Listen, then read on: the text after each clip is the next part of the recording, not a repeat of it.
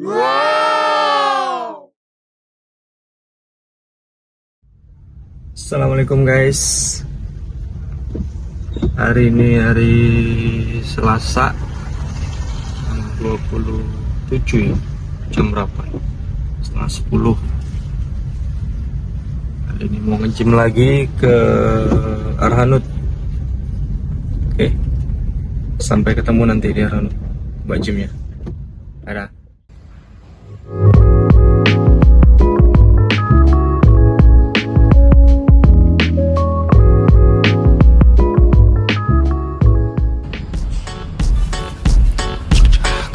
Pernah nggak kalian merasa effort banget dan semangat 45 saat pertama kali daftar gym? Tapi, semangat itu tiba-tiba hilang seiring berjalannya waktu. Bahkan terkadang ada omongan dari kerabat maupun temen yang nyinyir, kalau kamu nge-gym tiap hari mulu tapi kok jauh dari kata body goals-nya ya? Jangan khawatir teman-teman, kalian nggak sendirian. Banyak dari kita yang punya masalah dengan konsistensi saat nge-gym.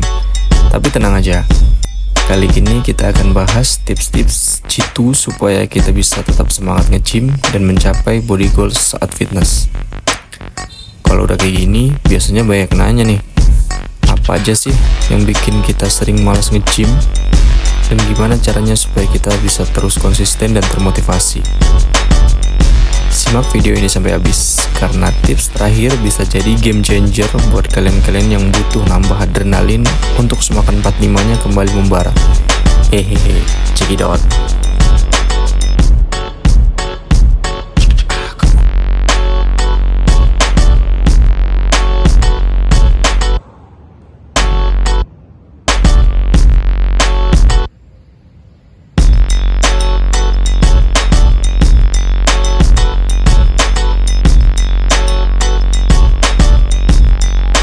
Kenapa ya kita susah banget buat konsisten nge-gym? Padahal awalnya semangat banget. Bahkan udah beli perlengkapan nge-gym kayak baju baru, sepatu baru, daftar nge-gym buat member, bahkan bikin playlist lagu-lagu penyemangat.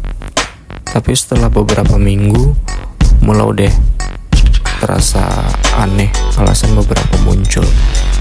Karena sibuk kerja, capek, dan bahkan gak ada waktu lagi.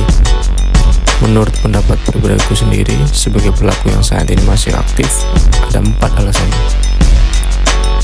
Yang pertama, itu kurangnya motivasi. Masalah terbesar yang sering kita hadapi saat nge-gym adalah kita terlalu tergantung sama motivasi. Di hari pertama, motivasi itu kita tinggi banget. Tapi di hari-hari berikutnya ya gitu. Kita semua tahu gimana rasanya. Masalahnya adalah motivasinya itu naik turun, kayak naik gunung aja. Awal pas mau trekking itu semangat banget. Pas sudah tahu jalurnya naik turun bukit melewati lembah, lemes deh jadinya. Gitu juga kalau nge-gym. Kita cuma andalin motivasi ya kita pasti gampang kehilangan konsistensi. Selain itu, kadang kita juga punya ekspektasi yang gak realistis. Kita berharap dalam waktu singkat bisa ngeliat perubahan yang besar. Padahal, progres fitness itu nggak instan ya. Pas nggak lihat hasil cepat, kita mulai frustasi dan akhirnya ya gitu nyerah. Yang kedua, takut gagal. Banyak orang-orang memulai perjalanan fitness dengan semangat, tapi kemudian dihantui oleh suatu perasaan, takut gagal.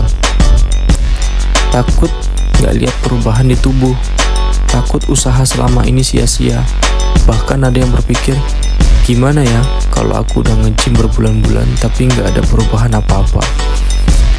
Ini adalah ketakutan yang sangat umum. Kita sering membandingkan diri sendiri dengan orang lain yang mungkin progresnya itu lebih cepat, atau malah terjebak dengan ekspektasi bahwa perubahan itu harus instan. Padahal kenyataannya, progres itu nggak selalu terlihat dengan cepat, dan itu bikin kita merasa ragu, bahkan ingin berhenti. Rasa takut ini bikin banyak orang nggak konsisten jadinya.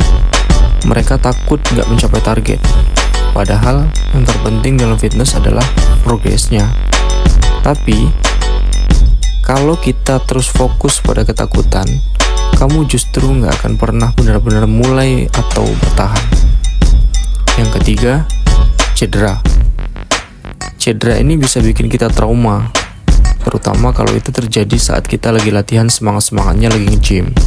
Rasa sakit fisik yang muncul bikin kita ragu untuk kembali lagi. Bahkan kita mulai merasa takut kalau hal yang sama bakal terulang lagi. Sering banget setelah cedera muncul pikiran seperti, gimana kalau aku cedera lagi ya? Apa aku bisa pulih sepenuhnya? Atau bahkan, apa nge-gym itu cocok buat aku? Ketakutan ini bikin kita berhenti total atau malah mencari-cari alasan untuk nggak latihan lagi. Padahal, yang sering kita lupa adalah cedera nggak selalu berarti akhir dari perjalanan fitness kita.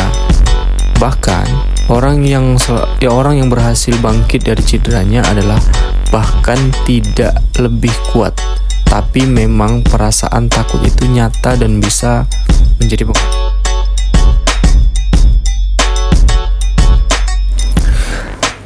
Kalian pernah nggak mengalami cedera lutut ACL? Aku sendiri pernah mengalaminya, teman-teman.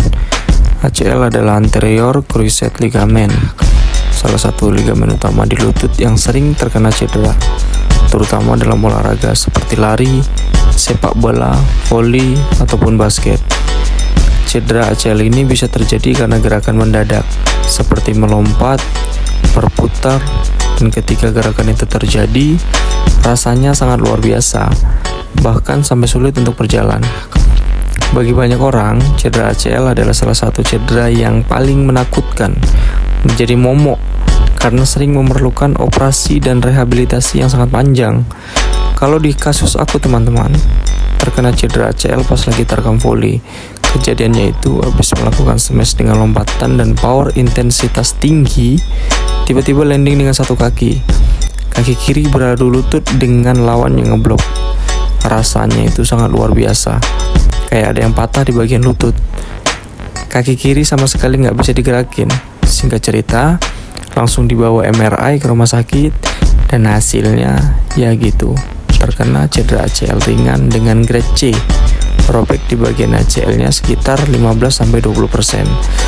Butuh 6 bulan lamanya buat recovery fisioterapi. Kalau grade A atau B, itu harus operasi dan recovery-nya bisa memakan waktu sampai 1 tahun. Tapi alhamdulillahnya, aku sekarang udah aman dan bisa kembali beraktivitas normal. Bahkan bisa terekam voli lagi walaupun traumanya nggak hilang total ya, teman-teman. Dan terakhir, rasa bosan. Melakukan workout yang sama berulang-ulang itu bisa bikin kita jenuh. Dan kalau sudah bosan, ya jadi lebih males deh nyari alasan buat skip untuk latihan.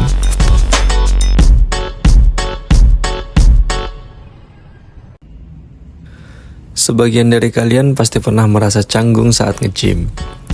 Takut salah gerakan saat nge-gym, takut salah pakai alat saat di gym. Apalagi kalau lihat orang lain yang udah jago banget. Tapi tenang, itu perasaan yang normal banget kok, teman-teman. Banyak orang, terutama yang baru mulai nge-gym, merasa takut salah melakukan gerakan latihan. Kadang kita merasa dilihat orang lain, takut diejek, atau malah bikin cedera karena salah teknik. Ditambah lagi, alat-alat di gym yang kelihatannya rumit bikin kita bingung harus mulai dari mana. Rasa takut ini bisa bikin kita jadi nggak maksimal saat latihan, atau bahkan menghindari gym sama sekali. Padahal, semua orang di gym pernah mengalami posisi yang sama. Nggak tahu cara pakai alat, bingung gerakan yang benar, bahkan takut kelihatan konyol. Solusinya gimana? Jadi caranya mengatasi hal-hal seperti ini adalah: pertama, jangan ragu untuk minta bantuan saat di gym. Itu banyak biasanya ada pelatih, ada trainer yang siap membantu kalian memahami gerakan-gerakan yang benar saat menggunakan alat. Kedua, lakukan riset kecil sebelum nge-gym. Misalnya, bisa kalian lihat video tutorial di YouTube, cara gimana makainya. Jadi, ketika kalian di gym itu nggak ngeblank. Yang ketiga, mulai dari gerakan yang sederhana aja dulu. Nggak perlu langsung pakai alat yang rumit. Kalian bisa mulai dari latihan body weight seperti squat jump, push up, plank. Yang penting fokus pada form atau postur yang benar. Aku pernah mengalami di tahap ini teman-teman. Bahkan ada yang komen di short YouTube aku yang bilang gini, sakit pinggang, minimal lihat tutor di YouTube banyak, gerakan salah nyari penyakit. Ntar aku tampilin deh screenshotnya. Ini dia. Tapi jangan sampai kita down gara-gara hal sepele kayak gini teman-teman. Ingat, semua orang di gym pernah mengalami fase belajar. Jadi jangan takut atau merasa minder. Yang penting adalah progres dan konsistensinya. Supaya kalian gak ketinggalan tips-tips lainnya untuk tetap semangat nge-gym tanpa rasa takut dan gagal, kalian juga gak ketinggalan tips recovery saat cedera. Ingat, cedera itu bukan akhir dari perjalanan kalian, tapi bisa jadi awal dari kebangkitan kalian. Kalau kalian punya pengalaman tentang cedera, apapun cederanya atau bahkan pernah ada pertanyaan seputar nge-gym dan cedera, silakan tulis di kolom komentar. Ayo sama-sama kita belajar. Yuk, kita hadapi rasa takut ini bareng-bareng. Jangan lupa olahraga, stay healthy teman-teman. Ini lokasinya di Arhanud, Simpang 4 Kubang, Simpang 3 sorry. Masuk ke dalam, tapi kalau masuk ke dalam di sini biasanya harus tinggal KTP kalau yang belum biasa. Kalau ada yang biasa, kalau kenal sama penjaganya biasanya disuruh langsung masuk. Kalau yang belum, ya gitu. Di sini murah banget, Suris. Sekali pertemuan itu, ya dari pagi kalau kita mau main sampai sore itu cuma 10.000. Kalau bulanannya, per bulan hanya 175.000, murah banget. Dia worth it lah di sini. Karena punya ini ya, punya TNI kali ya. Harusnya bukan untuk umum, untuk anggota TNI aja. Jadi ya gitu. Ini tadi main dari jam berapa ya? 1,5 jam tuh. Nah, kalorinya 373.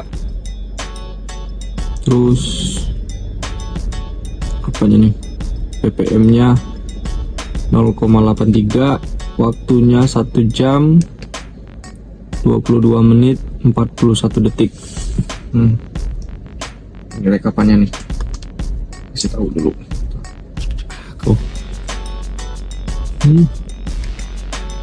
Udah hilang.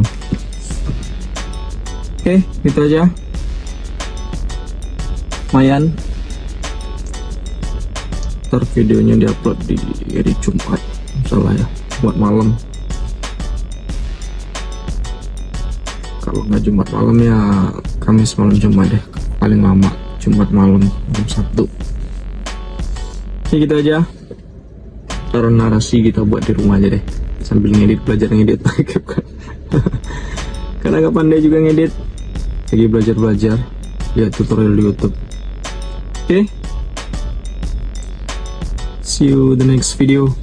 Jangan lupa olahraga, stay healthy.